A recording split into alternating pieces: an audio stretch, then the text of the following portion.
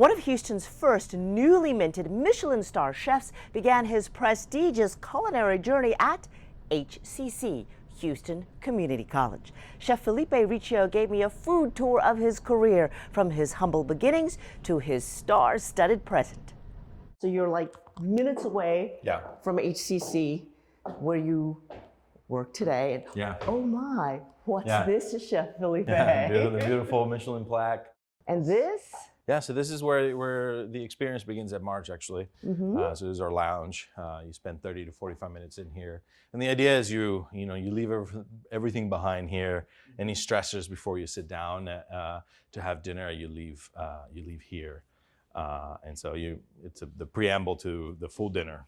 And okay, with the assistance of a cocktail, perhaps? Of course, yeah. Sure. You're welcome with a little seasonal vermouth. Our menu changes every 6 months. And so the welcome vermouth that we have is always influenced by the region that we're studying. Okay. So yeah, you're welcome with that, a glass of champagne, whatever you might want. And then the tools also of the trade. You've got some aromatherapy going on here. Yeah, great eye. Yeah, so we actually change the, I make a different blend of aromas every season. Okay, to match the menu. To match the menu, yeah. And so this is actually our current one. Very floral.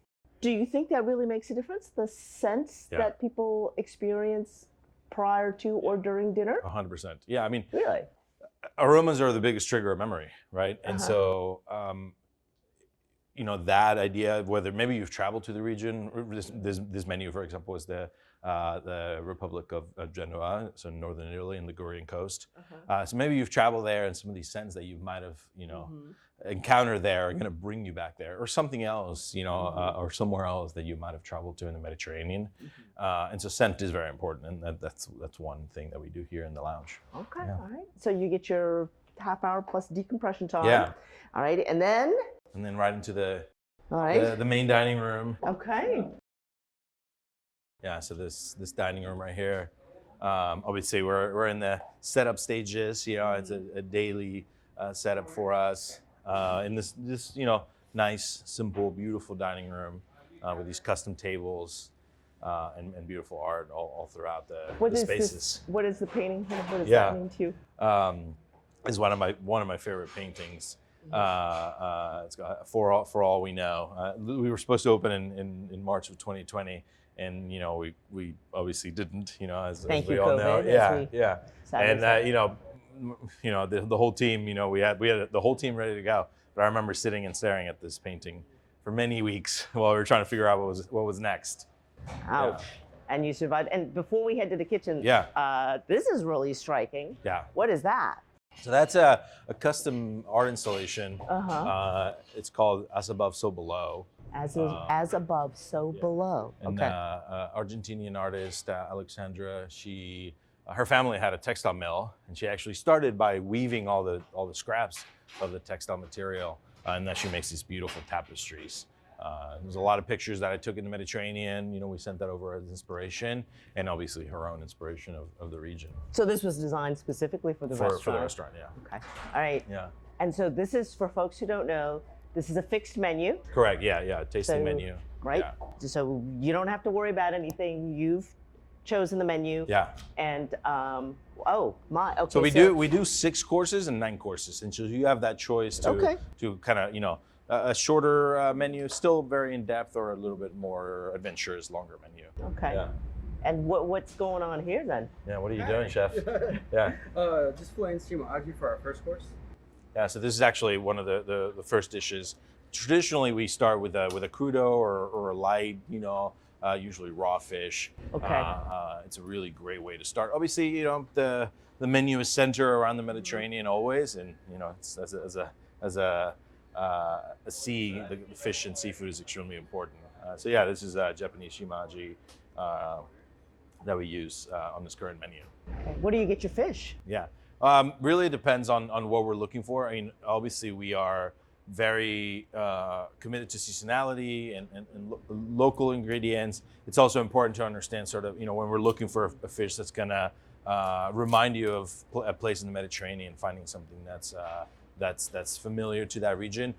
Japan, actually, the waters of Japan and sort of their fisheries, their high quality fisheries So you fly really these helpful for in? us. Yeah, these are actually from Japan, from the market. Yeah. And so because there's no commercial fisheries in the Mediterranean for fish like this, they exist, but there's no commercial fisheries. So relying on a like the Japanese markets is super special and interesting for us. Wow. Yeah. And so we get to play around with product from all over the world as well as local product. So every 6 months you change your menu. Yeah. How do you decide what, I mean, Yeah. you go out and research, you Yeah. go taste testing, 100%, yeah. how do you figure it out? Yeah, there's a lot of research involved. Uh-huh. You know, when I get really geeky, I say, you know, it's a research-based tasting menu. Oftentimes the previous season determines kind of where we're going. What's next? What's the tie-in? What's the storyline? But we do a lot of research. I write a research guide with my culinary director. So we basically write a research guide that is going to explain in the historical, geographical, obviously culinary. Is there homework then for the diners? No, the homework is enjoying the food. At the end of the day, the Okay. food's got to be good, right? The food's got to taste good. All the research and everything is it's context. The food's got to taste good at the end of the day. So If a is it dish- for the team? It's for the team, yeah. The Okay. research guide's for the team. And so basically with that research guide, the rest of, you know, the whole culinary team, our pastry chefs, you know, Omar, sous chef, Chris Davies, our chef de cuisine, we all get together and understand the region and start shaping a menu as to where it needs to go, what dishes, what ingredients need to get included. And then we present it to the entire team. So all the cooks, the captains, the somms, all the front of the house management team, we get to talk about it and then discuss it and you know, they're understanding Taste the it level. and figure it out. Yeah. So for Okay. example, this menu lasts all the way till January 4th. Okay. And so this next Wednesday and Thursday, we're actually doing our tasting for all of the captains. Okay. And, For the next and our season? management for the next season. Okay. And so that's our pretty much our last tasting before the menu's set. We'll do different, you know, trials and Okay. yeah. Can we walk our way let's peek. inside? Yeah. What's this? Oh, these are mignardises. Yeah. What does that mean? Yeah, so these are little treats that you get to, you know, they get boxed up in a beautiful takeaway box, and actually you get to take home at the end of your meal. Yeah. Okay. It's like a little, not exactly a to-go box, but Yeah, a little sweet treat for the next day. Party favor, Yeah, party as favor. it were. Yeah, Okay. you know, our library that keeps on growing. We're Okay. gonna go up now. There I'm you gonna have to make a bigger hole. Homework. Okay. Yeah. Can we poke our heads in Yeah, here? of course. All right, Yeah, let's see. this is our kitchen. This is where it all happens. And what's happening here? For us, actually, brunoising some beautiful Cerignola olives for a little relish that we do for one of our dishes, our pasta dishes. Oh, so this is okay. Yeah, everything's made from scratch. Oh, then. yeah, 100%, So this is yeah. an olive that he's slicing Yeah. and dicing. Yes, Wow. beautiful small dice. You gotta, you know, make sure they're beautiful and perfect, and they go into a little relish. Wow. Yeah, so it's a lot of. It's a lot of yeah. talk about a lot of labor, hand labor. Yeah. And over here, you're Oh, yeah, these slicing are- and dicing something else. Yeah. So these are little strips of zucchini and yellow squash that Sandra lays out beautifully, and then she would pipe a scallop farce, a scallop mousse per se, and would roll it into a little cylinder that then gets sliced. So Sort again, of like all- a sushi-ish. Yeah, I kind of think of that technique, but yeah, you end up with a little piece of wrapped scallop. Then we put on top of a little chickpea fritter. That is a lot of yeah, work there. Yeah, and so again, these all the building blocks like we talked when at HCC, having all the building blocks, having your knife cuts while understanding how to make a scallop mousse, all these things that you're gonna build, and for maybe more classic techniques, is something a little bit more modern and refined. Wow, that's beautiful, and not. This is not drive-through number 5 No. supersize, please. Okay, Yeah. and I heard a rumor that maybe you got an HCC student in Yeah, here. correct. Yeah, Brandon. Yeah, Hello. hi Brandon. Yeah. Great. We just left your alma mater, your stomping ground. Yeah. Yeah, that's Yeah, so exciting. he went to the new campus. It was pretty lucky. But yeah, Brandon actually started as one of our line cooks downstairs in our restaurant downstairs, Rosie Cannonball. And then, he worked there for a few years, or a year or so, and learned all the stations. And then eventually we moved him up here to keep learning. It's great to have students on staff. They're young and hungry and ready to learn.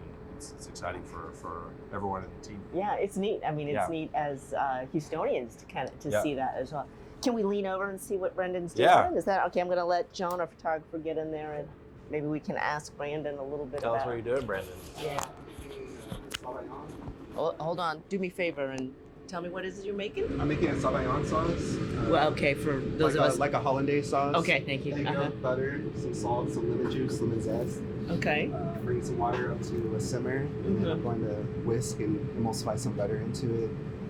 Get an ice creamy consistency for it for our pescatarian to vegetarian dishes. And then we're going to later put it into a container to foam it and kind of press it into a nice like delicate foam for our lobsters and artichoke dishes as well. Sounds delicious. Yeah. How, I gotta ask you, I think, for a lot of people, this sort of, generational is not quite the right word, but sort of the next in line from HCC is like a little tradition going on here, and an opportunity to, really do world-class cooking in a much more, I think, affordable way. Absolutely. Rather than going straight either to a 4-year college, which can be very expensive, or a culinary school. Talk to me a little bit about that. I mean, what has that meant for you, and what kind of opportunity has that meant for you? ACC and the chefs therein have instilled a great level of professionalism in me and given me a great foundation for to help me expand into the culinary world.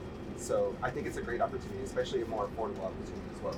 Okay, all right. I'm gonna get out of your way here because it looks like you're working hard. Okay, this is, yep, and she's busy here. Do you remember how much you paid for your HCC tuition? Well, I was pretty lucky. I was able to receive a couple scholarships. But you're talking a fourth of the cost. I mean, not a even, quarter, even probably less. Compared to a 4-year a sixth culinary. of the cost of a place like Johnson & Wales or Culinary Institute of America. A sixth of somebody else's tab. Yeah, culinary school. And I think generally there's great culinary programs in community colleges all throughout the country, not just here in Houston and Texas, but all throughout the country. There's really good. I mean, it's technical education. Yeah. And so really local, straight to the profession, straight to work is super important for something like that. Oh, looks like she's pacing. All right, okay. Yeah. Let's see. Let's get out of here so that your folks can work. Yeah. Thank you, guys. Yeah. It looks to me like it's made with maybe not love like you would make for the love of your kid. No, but it's made with a lot of care. Love of the craft and the food. And I think you do taste it. Kitchens are high stress environments, and so it is important to.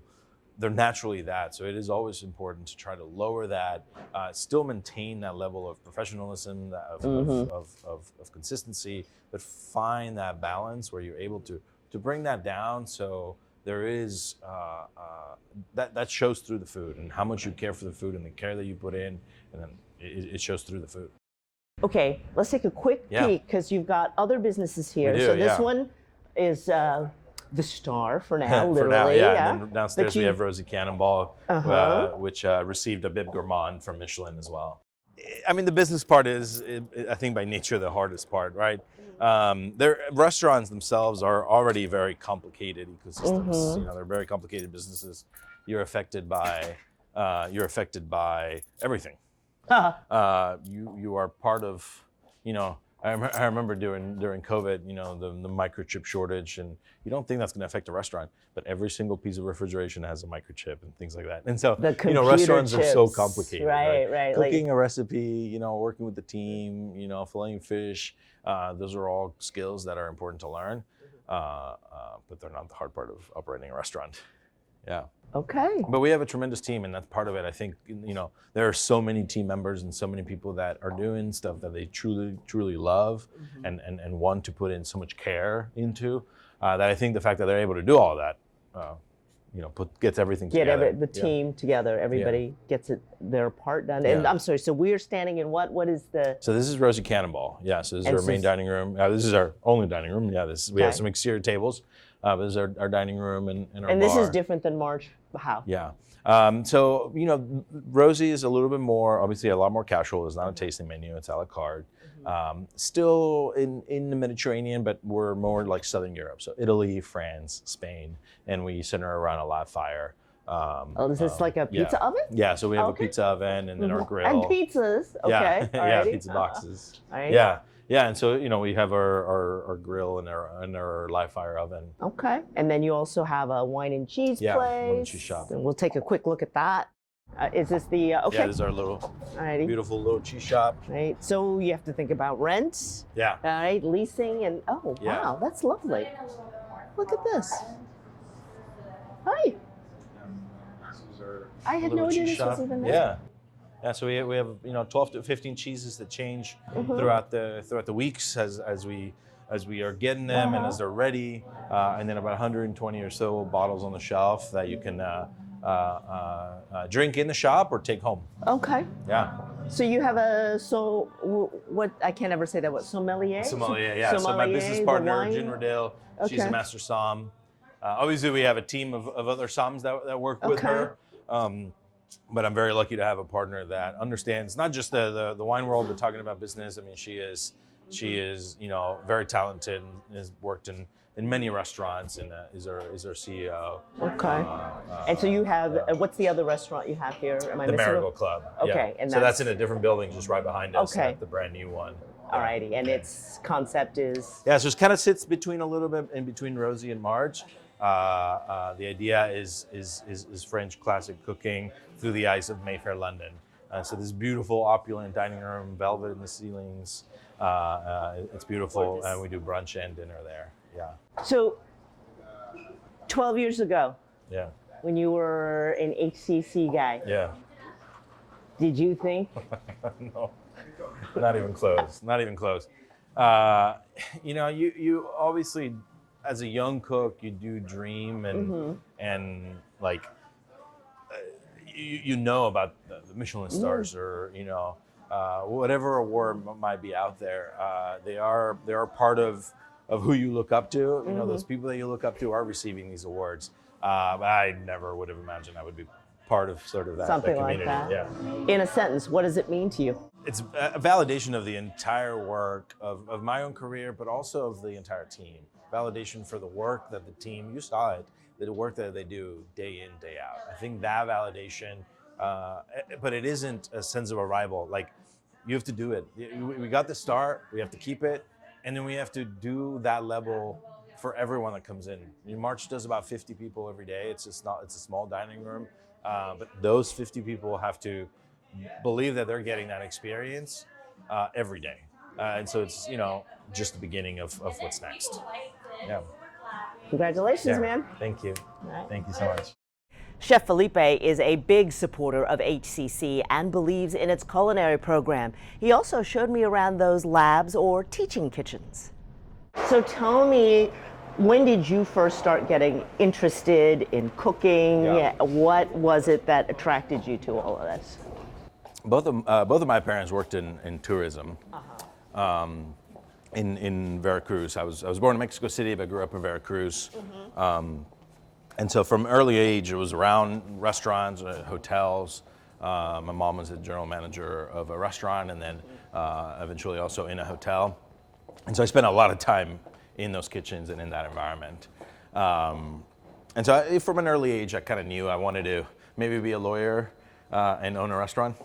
Okay. Yeah. So you did at least one of those, yeah? Yeah, I would cook at home with my parents, and that's kind of where it started. Where I ended up doing a culinary program in my high school.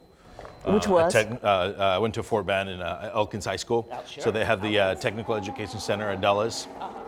And so that technical education, that the introduction to it is really what allowed me to get my hands on, product and knowledge and training, and then allowed for me to go into the industry and start working in a restaurant. I actually met Chef Eddie Van Dam first, one of the pastry chefs here, and his resume and his background just amazed me. I was like, oh my God, like he's here in Houston teaching, And then I got to meet Chef Sykes, who I took all of my classes with, and I think that connection, you know, we're still dear friends. Like that connection of our instructor that knew what they were doing, that was willing to teach and was willing to, you know, raise their students up. I think that made a difference, you know. Having the right kind of mentor. Yeah, and so mentorship is, you know, is very important in the culinary world, period. But, you know, has been very crucial to my career. Yeah.